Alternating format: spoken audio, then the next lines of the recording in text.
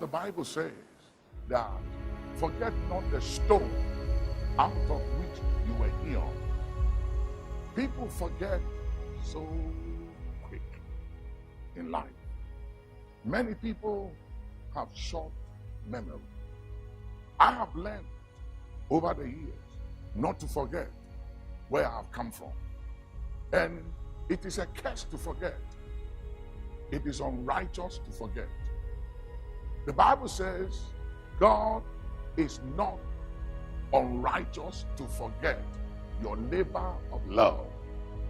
When you forget those who have loved you, blessed you, helped you, advance your cause, when you forget them, you are unrighteous. But when you remember those who helped you and have loved you and cared for you, and you show gratitude, it gives you longevity. Gratitude gives longevity, and ingratitude will cut you short. So learn to be grateful. Learn to be thankful. Learn to remember. Don't forget where you came from. So many people in life forget the person who helped them. They forget those who connected them, gave them exposure, introduced them, took their hand, and took them somewhere. As soon as they arrive at the point in life, they think they've made it. In life, you can never hit the height of life till you get out of it. There's always room for improvement.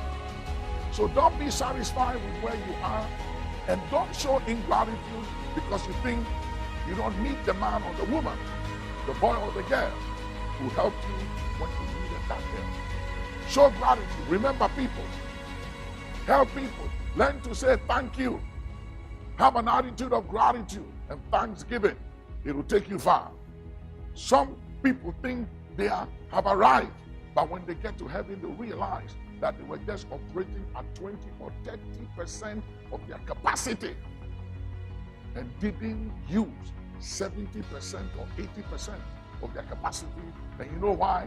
Because they got stuck at the place of 70, at the place of 60, 50, or 30% of their capacity. Why?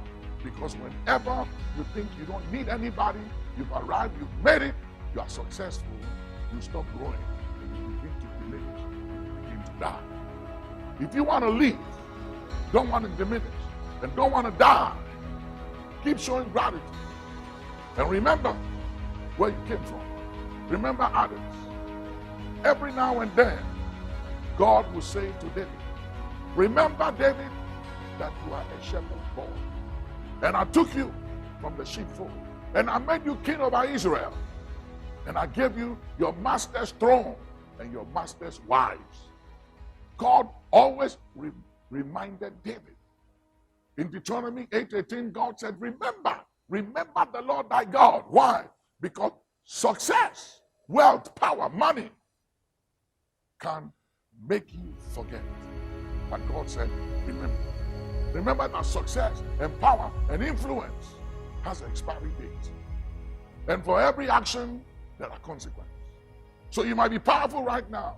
You may have millions of dollars in your bank account and outside your country, in foreign account. You may have houses in your country, in other places. You may be the biggest guy or lady or man or woman in town. You may have everything. Maybe you are mega. You are the biggest voice and person. You are private jet. You are loaded. But hear me. All that is sinking sand. God has no regards for material things. Because you know something? Let me show you God's value of money. The streets in heaven, they are made of gold. That is how insignificant money is to God. He sees money as nothing.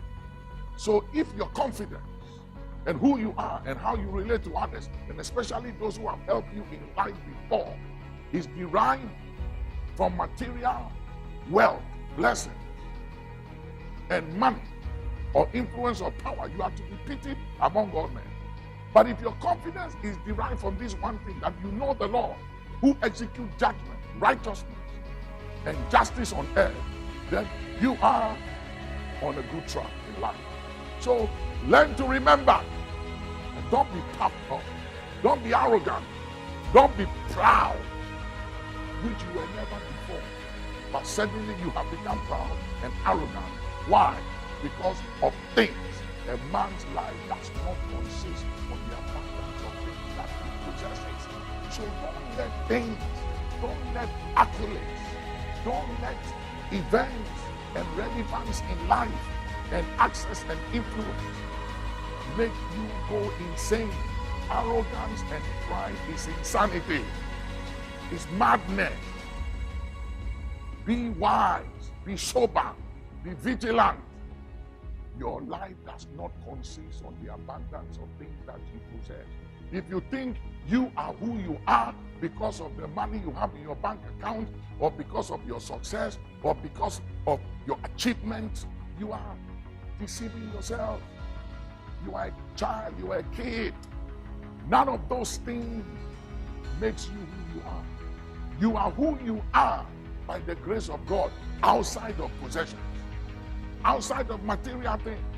You are who you are by the grace of God. I am what I am by grace, not by money, not by buildings, not by investment, not by achievement, not by success, not by how big or large I am. I am who I am by the grace of God. The credit must go to the grace of God. Let's give God the credit, and let us not be anything outside of grace. And you will live long and you will go far. Remember, gratitude gives longevity. Ingratitude will cut you short. Show gratitude and live long.